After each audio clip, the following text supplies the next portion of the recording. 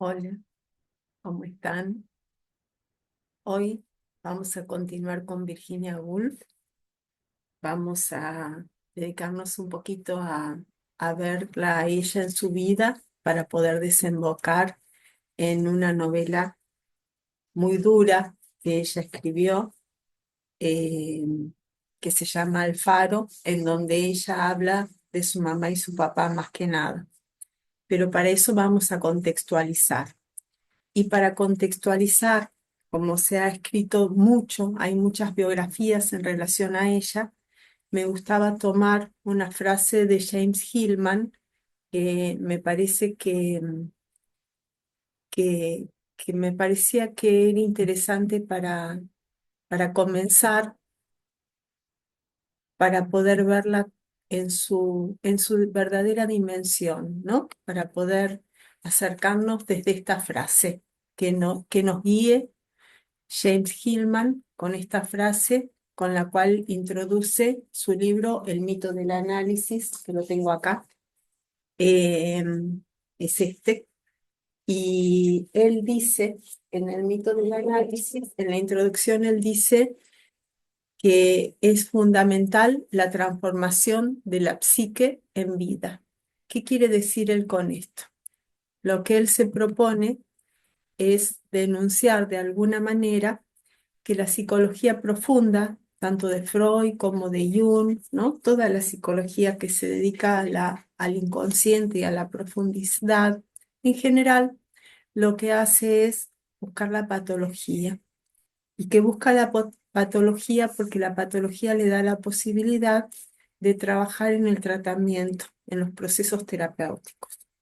Y si bien es necesario el diagnóstico, porque el diagnóstico nos permite ver la manera de abordar. El diagnóstico siempre es presuntivo, nunca debe ser una etiqueta. Y muchas veces nosotros vemos que el diagnóstico nos hace olvidar que estamos frente a personas. Y esto se une con algo que también dice otro analista, que es Grinson, que Grinson dice que hay que tener cuidado entre qué intervenciones hacemos, si hacemos intervenciones analíticas o antianalíticas. Aquí se unen Hillman y Grinson, porque Hillman lo que propone es que allí donde hay un malestar, donde hay un sufrimiento, donde hay algo que podemos llamar enfermedad, entre comillas, es donde nosotros hay una vía regia para entrar al inconsciente, a los arquetipos, al mundo imaginal. Y Grinson, cuando habla de intervenciones analíticas o antianalíticas, de lo que está hablando es preguntas o intervenciones que abran a preguntar, a acercarnos con ingenuidad, a conocer el mundo interno del otro, más que a cerrarlo.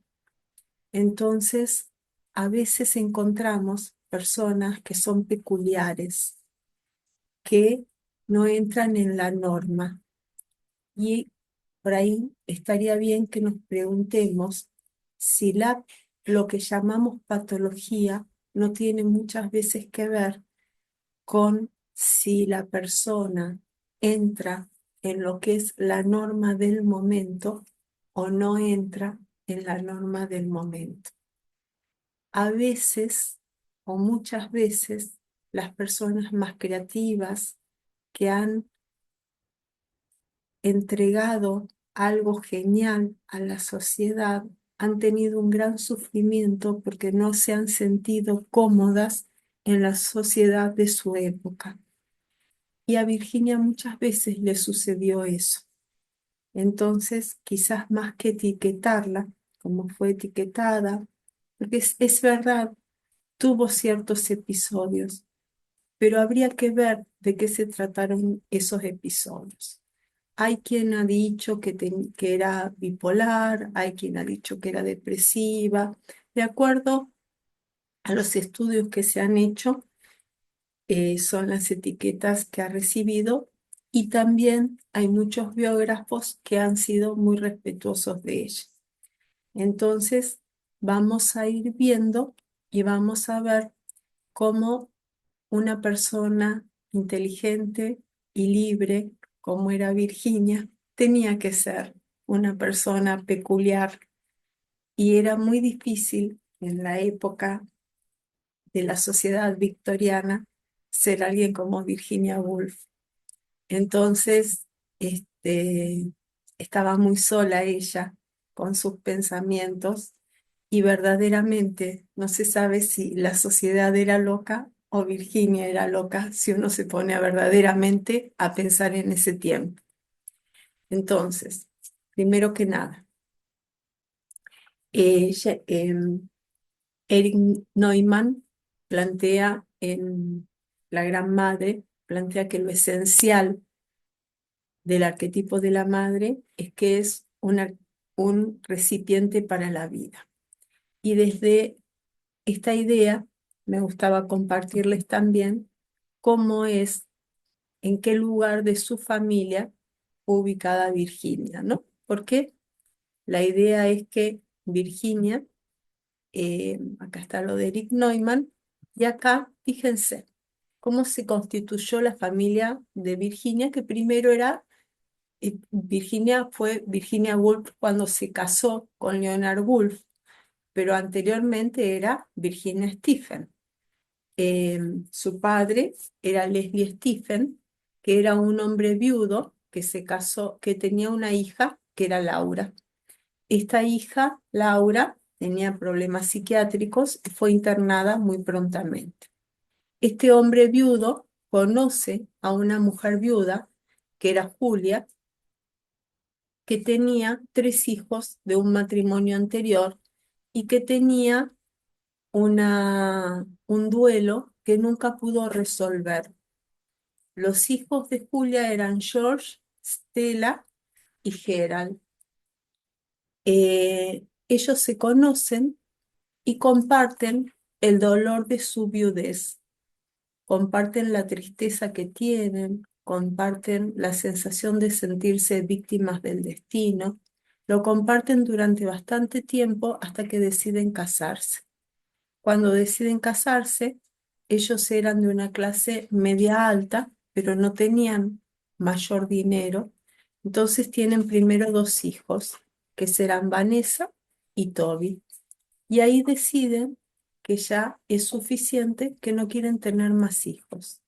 En ese momento es que Julia queda embarazada nuevamente y tiene a Virginia, con lo cual podemos imaginar que Julia, que ya estaba triste y todavía no había salido de su tristeza, tenía 3 hijos de un matrimonio anterior, un marido que era Leslie, que era muy demandante, que era un hombre frágil, egoísta y egocéntrico que necesitaba ser cuidado y atendido.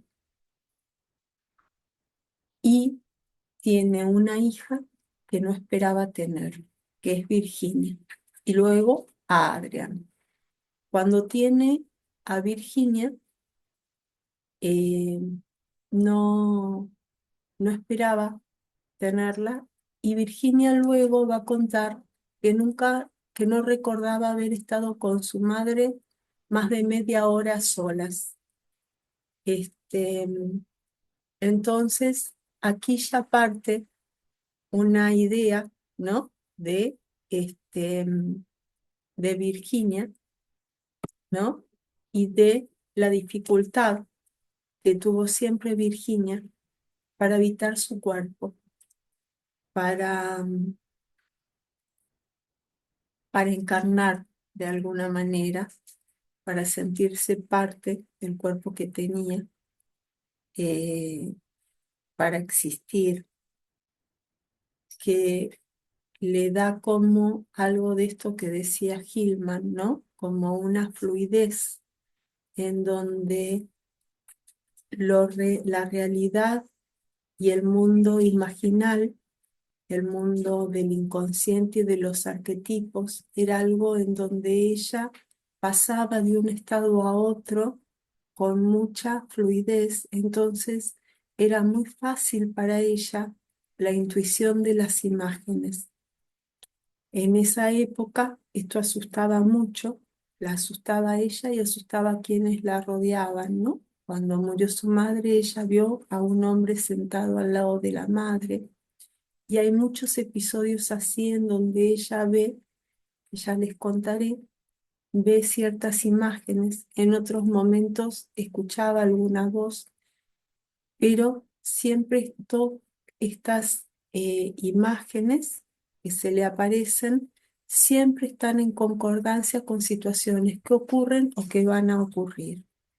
Respecto de su dificultad con el cuerpo, hay muchas documentación en sus cartas, en su diario, también en los libros que escribe.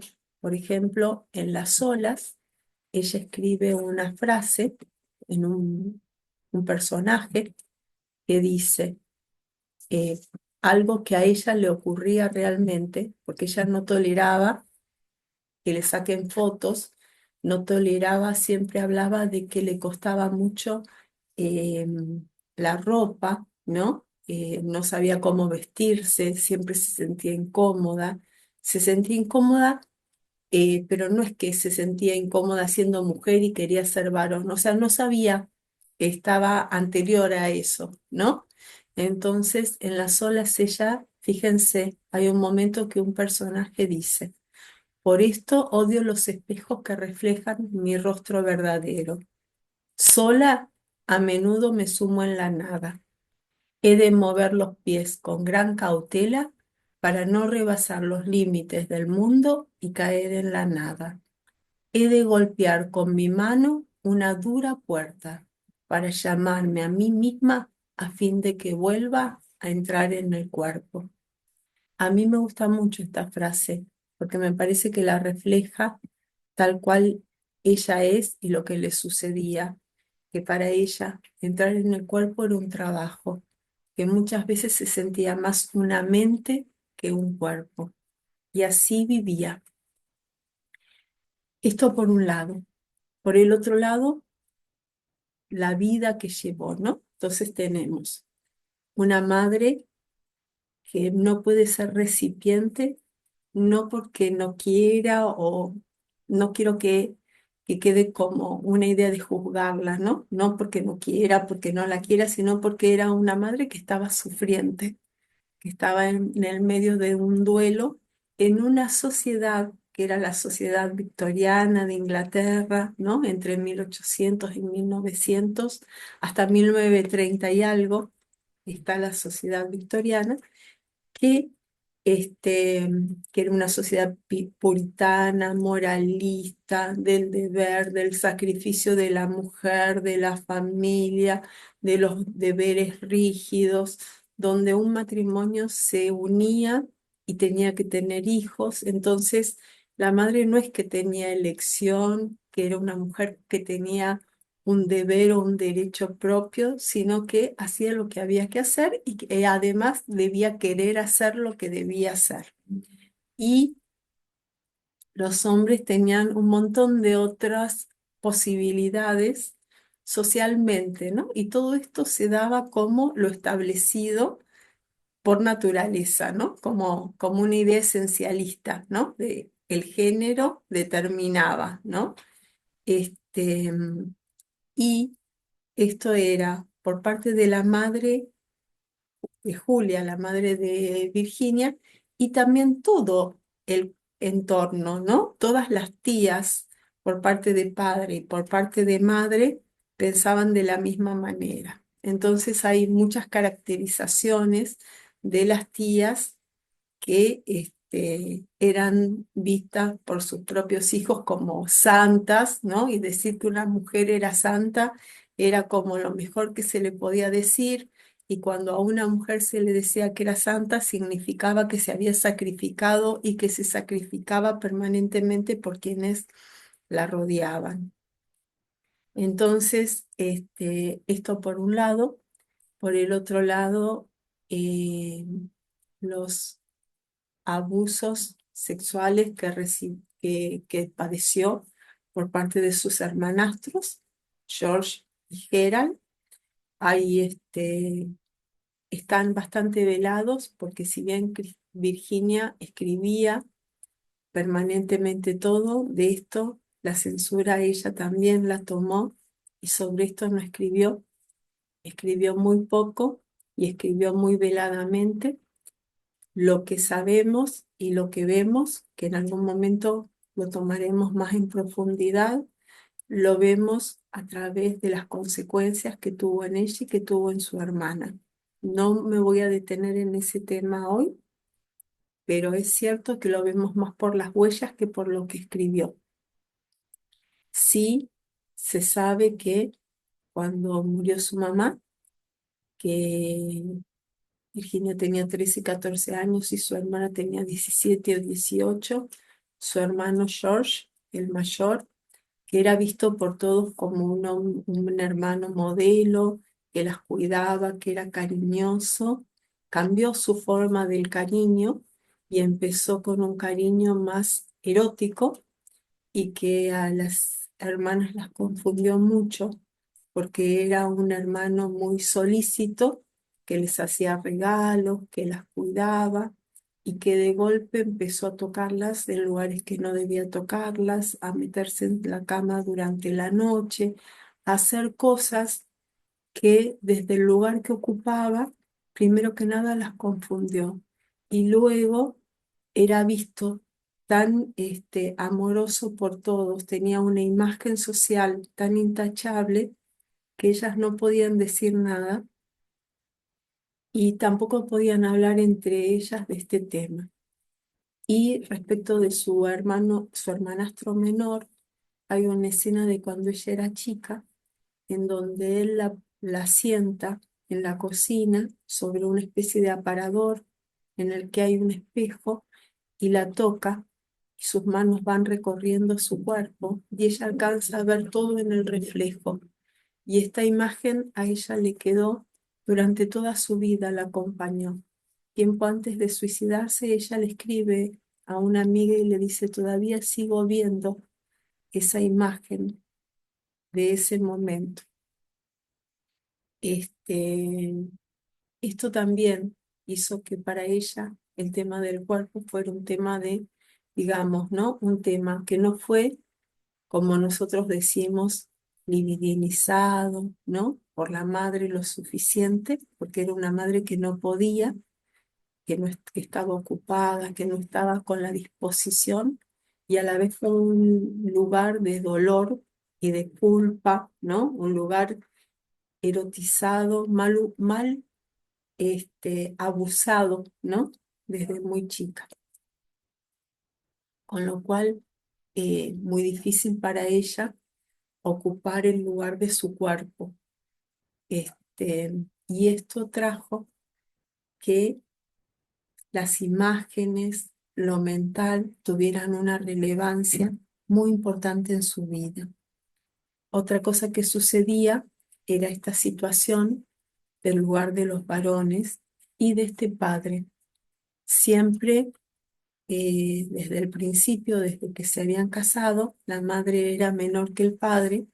Y entonces todos suponían, y la madre de Virginia, otra cosa que tenía era, había sido modelo de algunos pintores, y entonces ella y toda su familia eran consideradas unas mujeres muy bellas, y el padre era de una rama intelectual. Todos consideraban que el padre iba a morir antes que la madre, y no fue así. Y Virginia siempre sostuvo que fue el padre en su manera tan tiránica que terminó con la vida de su madre. Cuando la madre muere, quien queda a cargo de toda la estructura familiar, o sea, del padre, de la casa, de las sirvientas, de los hermanastros, de que todo siga su curso, fue su hermanastra, Estela. Estela tenía un pretendiente que era Jack Hill y Jack Hill era muy perseverante y era un chico de buena familia, o sea, no tenía nada en contra para poder casarse con Estela, pero si Estela se casaba, no había nadie que ocupara el lugar de Estela, que estaba ocupando el lugar de Julia. Entonces, por esa razón, ni Leslie ni los hermanastros querían que Estela se casara. Y tampoco las tías, porque las tías consideraban que Estela era muy buena y hacía lo que había que hacer, que era sacrificarse por la familia. Entonces, este, ¿qué hice acá? Entonces, eh, en un momento, eh, Jack le pide matrimonio, Leslie le hace entrar en razón, y hacerle entrar en razón Leslie significa explicarle que ella no puede, porque es lo único que le queda a Leslie, que tiene ah, que tiene un sentido del deber hacia su padrastro, le hace una llamada a su conciencia, que Leslie y sus hijos dependen de ella, que confían en ella, en Estela, que Estela tenía 20 y pico de años, que que confiaba en ella para los pocos retazos de comodidad que todavía podía disfrutar, le decía Leslie, que abandonar a Leslie hubiera sido inhumano, o sea, que Estela no se case y se quede toda la vida cuidando a Leslie hasta que Leslie se muera, eso no era inhumano, pero que Leslie pase su vida viudo, cuidando a sus hijos como correspondía, sin la ayuda o el sacrificio de Estela, eso sí era inhumano. Y así entonces, siguiendo más la conciencia que la inclinación, Estela rechazó a Jack durante por lo menos 2 veces. Pero Jack siguió perseverando y Estela aceptó. Cuando Estela aceptó, Leslie se lamentaba. Y Leslie decía, las palabras de Leslie son muy graciosas y un poco irritantes, porque Leslie decía, él me ha robado de mis pocos bolsillos, de mis propios bolsillos. Esto se los quería comentar porque esto no era una excepción, esto era algo de la época victoriana. Él, como lo veía él, era él un viudo solo y viejo, un hombre acabado y perturbado por las penas, había sido traicionado.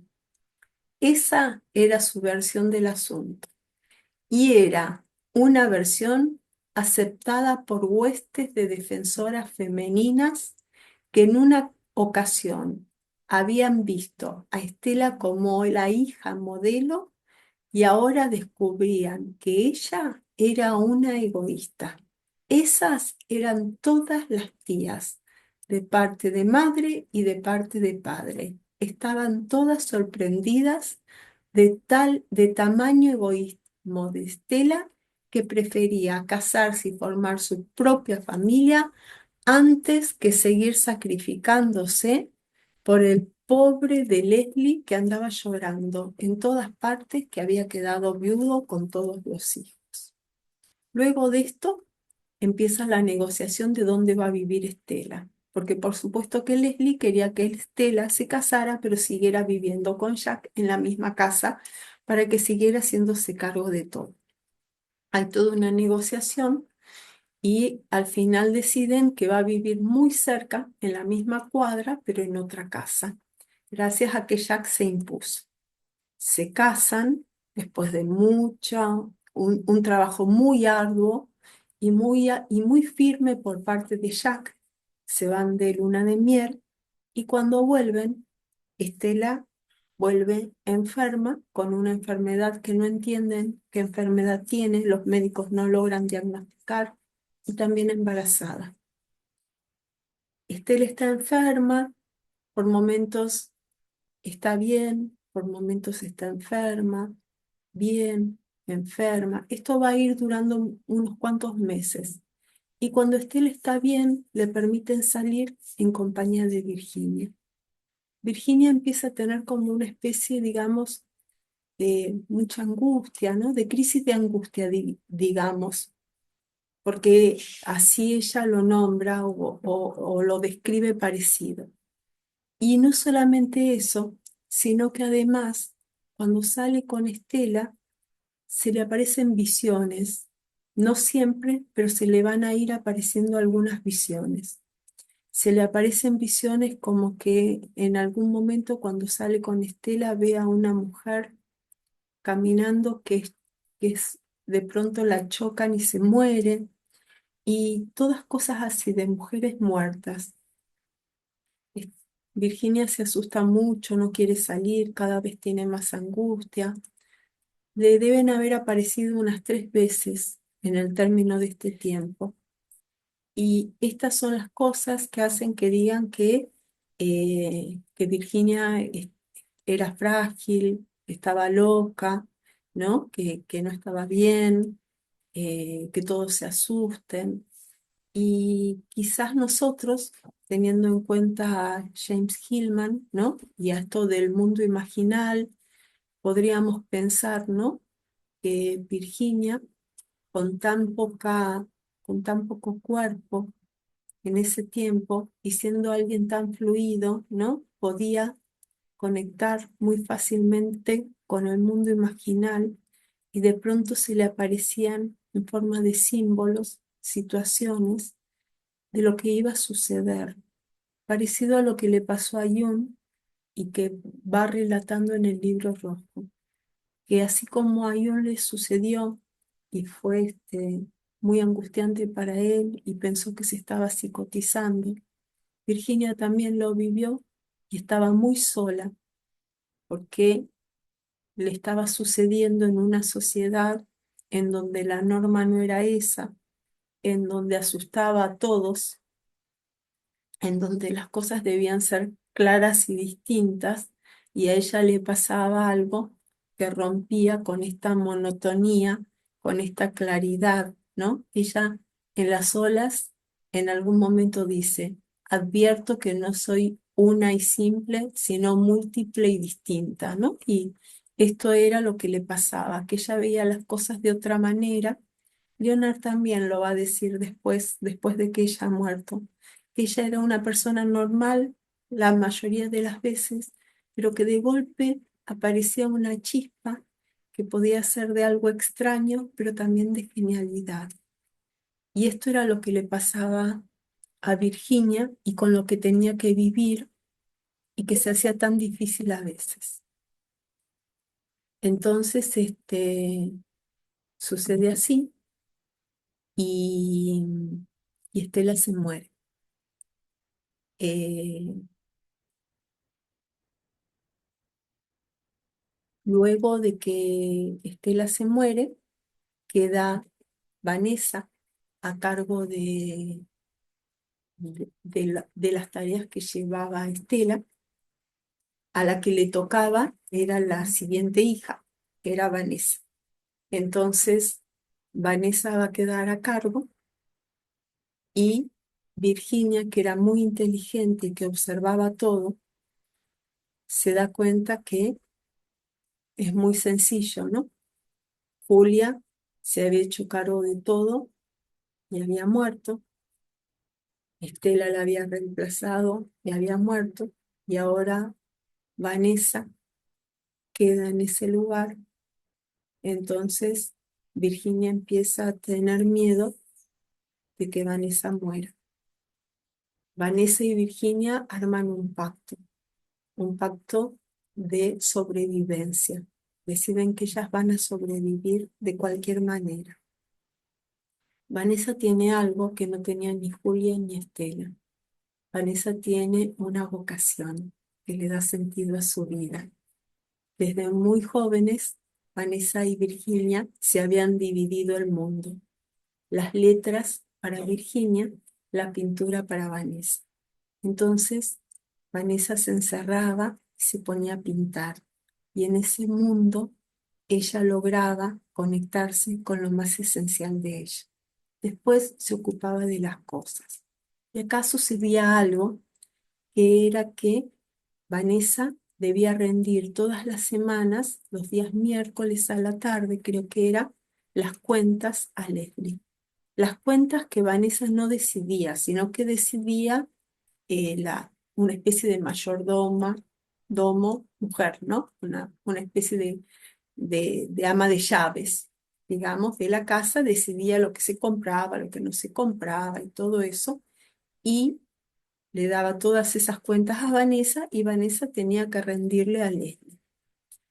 Le rendía todas las cuentas a Leslie, Leslie esperaba ese momento y cuando ese momento sucedía, Leslie se empezaba a poner muy nervioso, se empezaba a poner rojo, empezaba a gritar, estaban Vanessa y Virginia, y le empezaba a maltratar a Vanessa, y le empezaba a decir que lo quería hacer pobre, que le estaba rompiendo el corazón, ¿no? Y empezaba a lamentarse. Además de que Leslie era un lamento en persona, todo el tiempo estaba llorando por él y lo único que veía era que él era una pobre víctima que le había pasado todo esto y manejaba toda la familia desde ese lugar. Vanessa, a diferencia de Julia y de Estela, se quedaba callada y no se sometía. Vanessa había decidido que no iba a ser condescendiente, que iba a hacer las cosas como correspondía, que iba a aguantar estoicamente, pero que no iba a hacer como a rendirle pleitesía a Leslie, lo cual a Leslie lo ponía peor. Y entonces Leslie se enojaba mucho más y era muy cruel y muy sádico con Vanessa en esos momentos. Vanessa y Virginia recordaron toda la vida esos años, que fueron 7 años. Recordaron esos años como los peores años que vivieron y que se les hicieron interminables y decían aquellos 7 largos años hasta que Leslie murió. Nunca sabían si iba a morir Leslie o iban a morir ellas en el camino. Y siempre pensaban, o yo en realidad pienso siempre, que lo que las salvó fue que ambas tenían una vocación y que además ambas se tenían entre ellas. O sea, cada una tenía un testigo, una testigo de lo que estaba sucediendo. Entonces se podían ir protegiendo frente a esta tiranía tan terrible que ejercía Leslie. Tan fue así todo que en un momento, luego de que Leslie haya muerto, varios años después, Virginia escribió en su diario: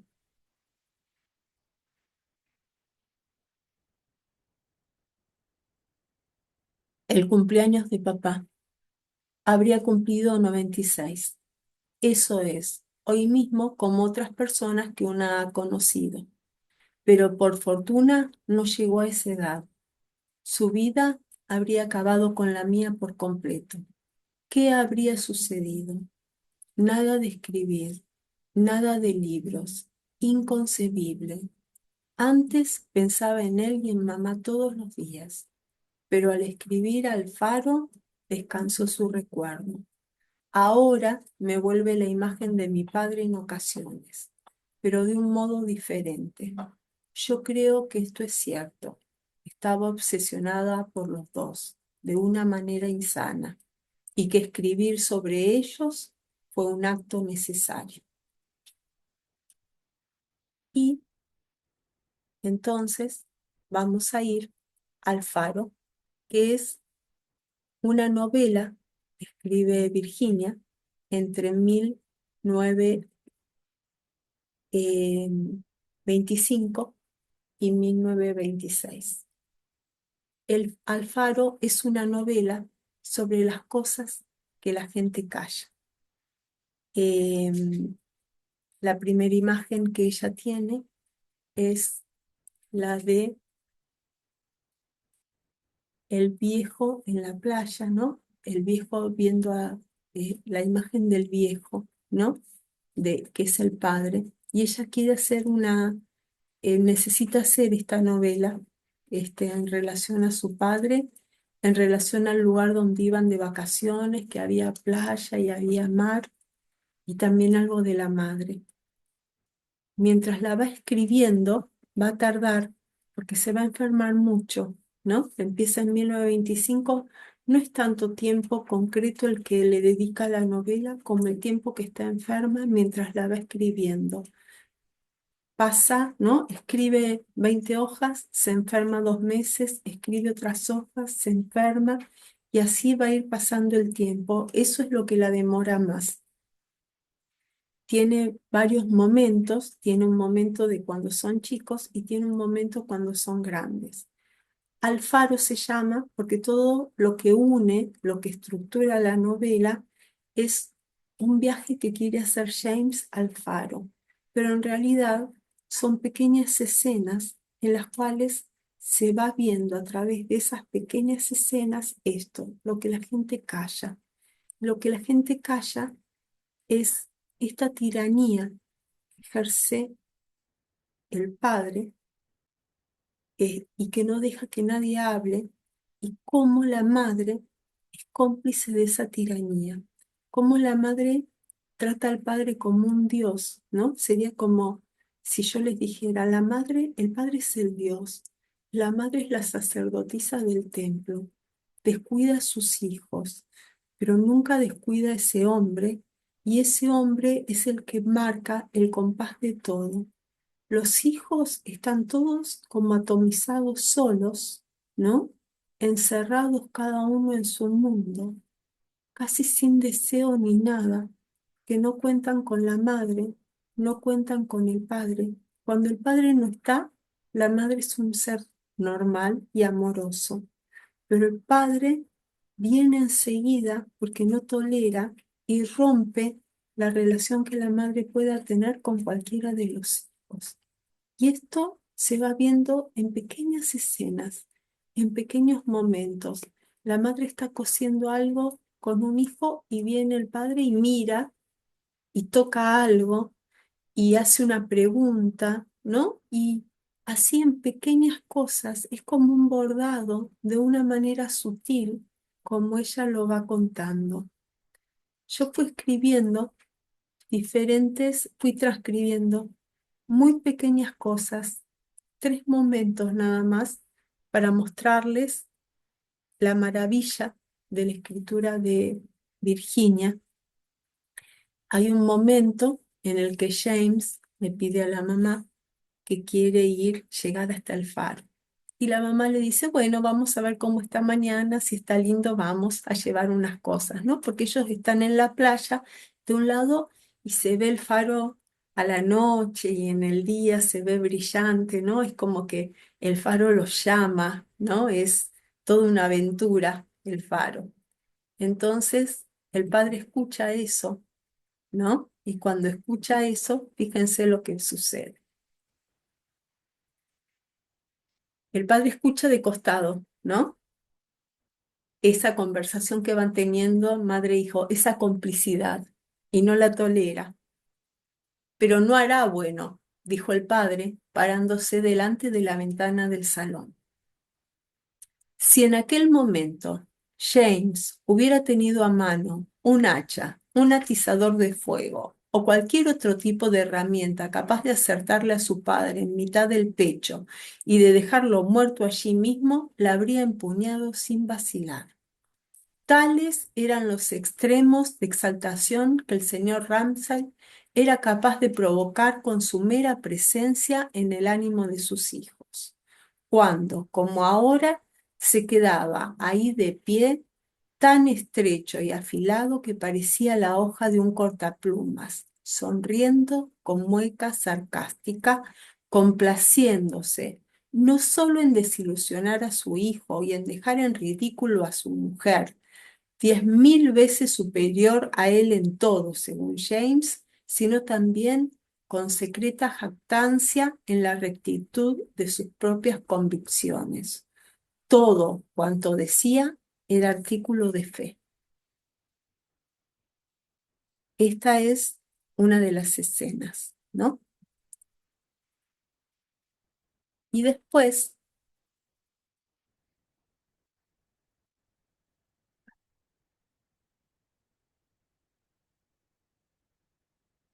pasan 10 años y lo que va a suceder es que se muere la madre, se muere uno de los hermanos y van de nuevo a la playa. Y entonces el padre quiere ir, esta vez nunca fueron. Cuando eran chicos no pudieron ir porque el padre siempre se opuso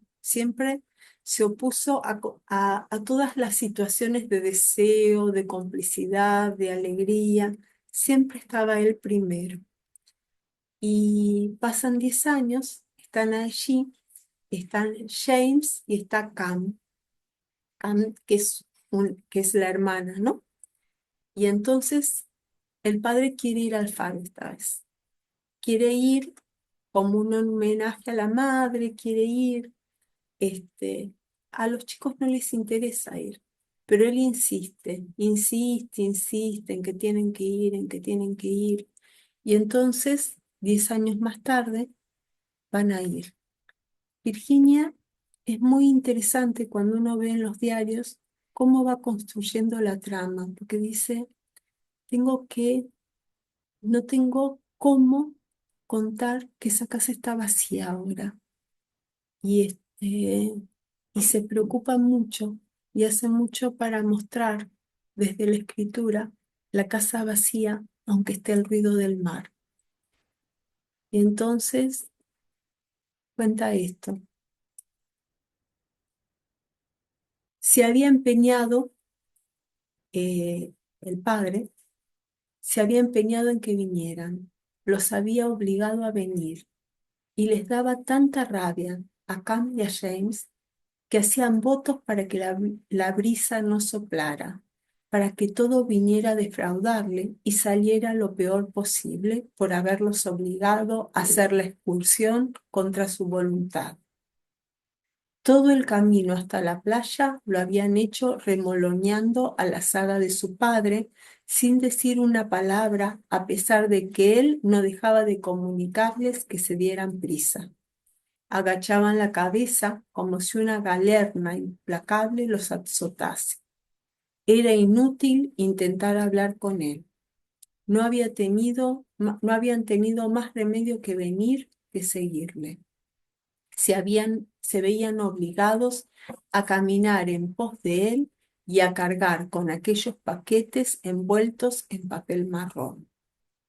Pero, según iban andando en silencio, se juramentaban a seguir unidos y a llevar adelante el cumplimiento de su gran pacto, a hacer frente a la tiranía hasta la muerte. Esto es lo que va a suceder todo el tiempo. Van a subir al barco, al barquito, y durante todo el tiempo James va a estar en una parte, Cam va a estar en otra, y todo el tiempo se van a mirar. Va a haber otra persona en el barco, pero ellos se van a mirar todo el tiempo, cuidando el juramento de hacer frente a la tiranía hasta la muerte. Hay un momento en donde el padre, que se da cuenta, trata de suavizar a Cam, que es mujer, y le pregunta, le dice, vamos a tener un perro, ¿qué nombre le pondrías? Y hace así, ¿no? Como un intento de hacer una alianza. Y Cam, que lo quiere al padre, se suaviza y se siente como un poco en conflicto, ¿no? Y lo mira James y mira al padre y dice, no, la lealtad está primero. Entonces no le dice nada al padre, pero lo mira tratando de suavizar su dureza. Y entonces mantiene esto de hacer frente a la tiranía hasta la muerte y al final llegan al faro. Pero en el medio van pasando un montón de cosas que los dos van pensando, James y Cam, mientras el padre, cuando vio que no logra nada, se pone a leer un libro. Y mientras el padre lee un libro, tanto Cam como James van pensando en la vida que han tenido con este hombre en la tiranía a la que los ha sometido a todos. Y hay un momento en el que James también piensa, y piensa algo muy fuerte que les quería compartir. Hiciera lo que hiciera en la vida y algo tendría que hacer, pensaba mirando al faro y las líneas distantes de la costa, tanto si se ocupaba de negocios, como si se empleaba en la banca o llegaba a estar al frente de una empresa o a abrir un bufete de abogado. Contra aquello es contra lo que combatiría, lo que perseguiría encarnizadamente hasta pisotearlo donde quiera, a lo que él llamaba tiranía y despotismo. Ese obligar a la gente a que haga lo que no quiere, ese desposeerla de su derecho a la palabra. ¿Quién era capaz de contestarle no quiero cuando te decía vamos al faro, haz esto o tráeme aquello? Las alas negras se desplegaban y el pico se disponía a herir. Eso era lo que pensaba James y lo que más le dolía de su relación con el padre. Luego, ella escribe al Faro, lo publica, tiene mucho éxito esta novela, le escribe a su hermana, porque no le responde, Vanessa, le escribe una carta muy divertida en la cual le dice, te imagino con el libro, pensando, es un libro muy largo, no lo voy a leer, no le puedo decir a Virginia que está muy lindo porque se va a dar cuenta que no lo leí, ¿qué hago con este libro? Y mientras tanto, Vanessa le escribe a Virginia y le dice, gracias Virginia por este libro, porque ahora siendo mujer me hiciste encontrar con mamá tal cual era. Y papá ya sabemos cómo era, pero lo volví a ver. Te agradezco este regalo que me has hecho. O sea que lo había leído. Y su amigo, Roger Fry, que era un gran crítico de arte, que llevó a los impresionistas al MoMA, por ejemplo, le escribió algunas cartas, ¿no? Sí, porque también era parte del grupo de Bloomsbury. Entonces se escribieron algunas cartas y entre estas cartas le preguntó algo en relación al faro, a los símbolos, y ahí Virginia le respondió esto que les quiero compartir, que es, no quise darle al faro ningún significado, le dice Virginia. Se necesitaba un eje central que vertebrara el diseño del libro.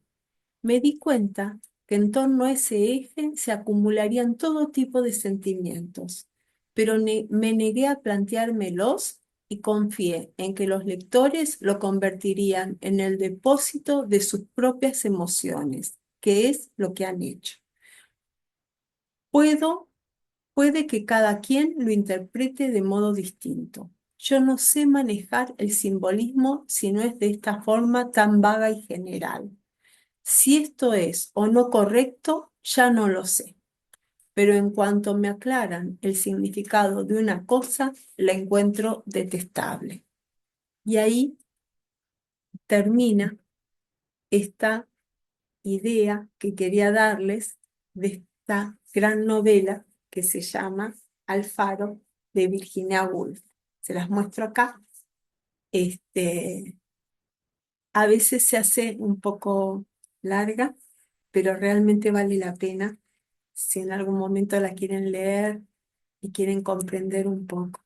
Ella dijo esto que yo les decía, que una vez que pudo escribirla, sacó algo de sus fantasmas en relación a su papá y a su mamá, que siempre la acompañaban porque pensaba en ellos todos los días. Bueno, ya seguiremos con Virginia y trabajaremos otros aspectos, porque nos queda el tema de Virginia y el feminismo, el tema de los abusos, nos queda mucho por trabajar en relación a esta gran mujer tan luchadora. Espero que les haya gustado.